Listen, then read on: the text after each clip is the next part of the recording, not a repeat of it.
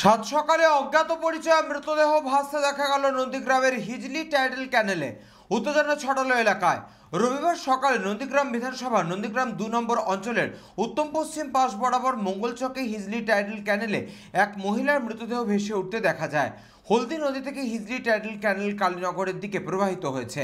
নদীর লাগোয়া দক্ষিণ পাশে এই মহিলার মৃতদেহটি ভেসে উঠতে দেখা যায়। স্থানীয় মানুষজনদের দাবি, এই মৃতদেহটি স্থানীয় কি বাইরের তা এখনো বোঝা যাচ্ছে না, তবে বেশ কয়েকদিন আগে মৃতদেহ বলেই দাবি স্থানীয়দের।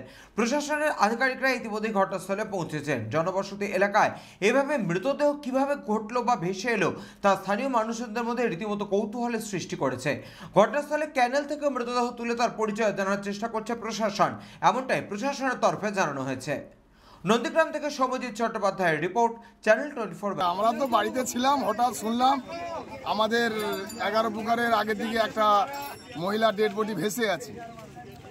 কটা নাগাদ শুনতে শুনতে সবাই জড়ো হয়েছে। এখন কোথাকার ডেড বডি, কোথাকার মেয়ে ছেলে আমরা তো জানি না। কারণ পুলিশ না আসা পর্যন্ত, ডেড বডি না তোলা পর্যন্ত আমরা জানতে পারবো না। কারণ পুলিশ প্রশাসন আসুক, তারপরে ডেড বডি ডাঙায় তোলা হোক, তারপরে জানা যাবে কোথাকার ডেড বডি। স্থানীয় বা বাইরের এইরকম অনুমান কোনো করা যাচ্ছে এখন না। দেখলে কি এখানে দেখলাম পোল পাড়াতে গিয়ে সকালবেলা একটা বডি ভেসে এসছে। সবাই লোকজন ভিড় জমাইছে, গ্রামবাসীরা সবাই। এই যে বডি ভেসে আছে, এটা মহিলা না পুরুষ?